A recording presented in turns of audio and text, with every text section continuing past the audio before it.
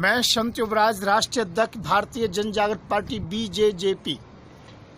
मेरे मित्रों, आजकल देश के हालात बहुत अच्छा नहीं चल रहे हैं सांप्रदायिकता के मामले में।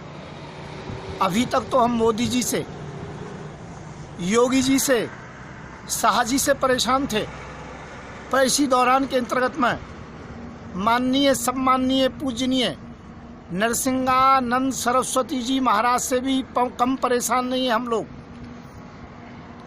जो देश को एक हिंदू मुस्लिम एकता में जोड़ना चाहिए।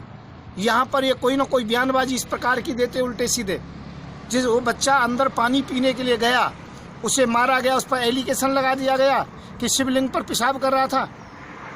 मुस्लिमों को यहाँ नो एंट्री है, मुसलमानों को यहाँ है जो मंदिर में पानी नहीं मिलेगा। ये कौन सा जो कि धर्म की किताब के अंतर्गत में लिखा है, कौन से शास्त्रों में लिखा हुआ है? फिर डायरेक्ट एलिगेशन लगाते हो कि ये मुस्लिम लड़के हिंदू की लड़कियों से बलात्कार करते हैं, इनकी किताब में लिखा है, ये आप बताते हो।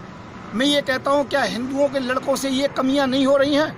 मैं कहता हूँ बलात्कार किसी भी स्थिति के अंतर्गत में ठीक नहीं है।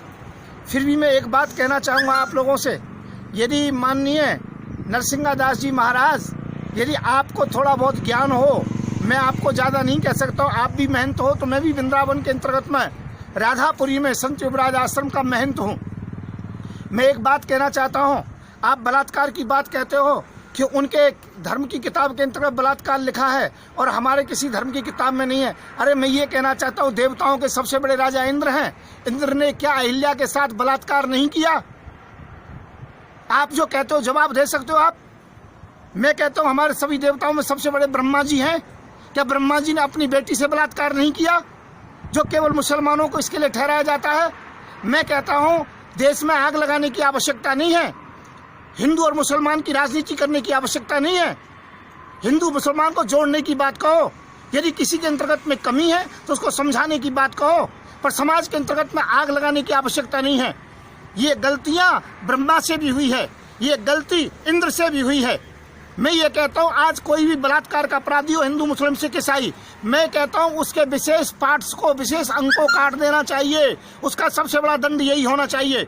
और रहा पानी पिलाने की बात, तो मंदिर, मस्जिद, गुरुद्वारा कोई भी हो, कहीं पर भी कोई पानी पीने के लिए जा सकता है, इसके अंतर्गत में कोई शंका नहीं है। क्या हम मस्जिदों में नहीं जाते हैं, वहाँ हमें रोका जाता है? क्या गुरुद्वारों में हम लंगर नहीं चखते, वहाँ हमें रोका जाता है? जो मंदिरों के आप ठेकेदार बनते हो, ध्यान रखना, यदि कोई भी मंदिर पर इस प्रकार का बोर्ड लगाएगा कि यहाँ हिंदू के अलावा किसी को आना नहीं, तो वो बोर्ड भी उखाड़ दिया जाएंगे और वहाँ महंतों को मार मार के, पीट पीट के भगा दूंगा। मैं संत युवराज इस बात की घोषणा कर रहा हूँ। मैं पुनः कहूँगा, अपनी जुबान पर लगाम लीजिए और पूरे देशवासियों से क्षमा मांगिए। मैं ये कहना चाहता हूँ, ये भारत हिंदू मुस्लिम सिख ईसाई सभी का है। आप तो एक जगह बयान कमरे में दे करके बैठ जाते हो, पर जहाँ पर ज़्यादा मुस्लिम हैं और वहाँ हिंदू कम हैं, उन हिंदुओं से पूछिए। जहाँ पर मुसलमान कम हैं, हिंदू ज़्यादा हैं, उन जो कि मुसलमानों से पूछिए।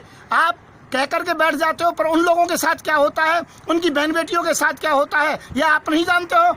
और मैं ये कहना चाहता हूँ, सरकार एक तरफा न्याय कर रही है। अभी काले खां के अंतर्गत घटना हुई, लड़की वालों को जेल में डाला, लड़की वालों को एलिगेशन लाया गया। अरे जहाँ हिंदू मुसलमान की बात ना लेकर के केवल संवैधानिक बात कीजिए, पीड़ित पक्ष का साथ दीजिए, और सदैव लड़की का पक्ष जो होता है पीड़ित होता है, चाहे वो हिंदू हो चाहे मुसलमान हो। फिर नरसिंहादास जी, मैं आपसे कहूँगा, अपनी जबान पर लगाम लगाना। महंत होंगे, आप जैसे 500 महंत देखे गए हैं, परंतु देश को तोड़ने की कोशिश की तो मैं संत युवराज आपको माफ नहीं करूंगा। मैं संत युवराज, देशवासियों, इस वीडियो को ज्यादा से ज्यादा देश की एकता अखंडता के लिए फैलाएं, क्योंकि यहाँ पर ये देश हिंदू मुस्लिम सिख ईसाई सभी का है, सभी ने इसमें शहादत दी है। तो मैं संत युवराज पुनः कहूँगा, शांति से रहें, भाईचारे से रहें, पढ़ें लिखें, आगे बढ़ें, और जो कि यहाँ पर देश को आगे बढ़ाएं, देश को हिंदू मुस्लिम की राजनीति के अंतर्गत में न झोंकें, न बर्बाद करें। मैं संत युवराज, राष्ट्रीय अध्यक्ष भारतीय जन जागृत पार्टी, मेरा नंबर